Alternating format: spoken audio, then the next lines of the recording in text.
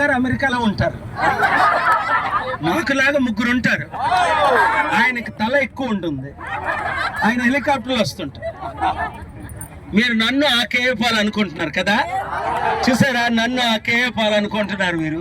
నేను అవునా కాదా నేను చెప్పను. ఒకటి మాత్రం, తమ్ముడు రేవంత్ రెడ్డి, దేవుడు నిన్ను ముఖ్యమంత్రి చేశాడు.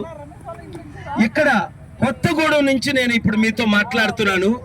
సమగ్ర శిక్ష ఉద్యోగులను వెంటనే 30 రోజుల్లో రెగ్యులరైజ్ చేయాలి. దేవుడు నిన్ను దీవిస్తాడు.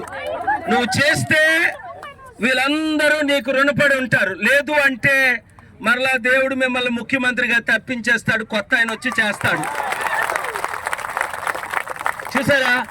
వీళ్ళు మనకి గురువులు, టీచర్స్ కనుక వారికి సంపూర్ణ మద్దతు నేను తెలియచేయడానికి ఇక్కడికి వచ్చాను.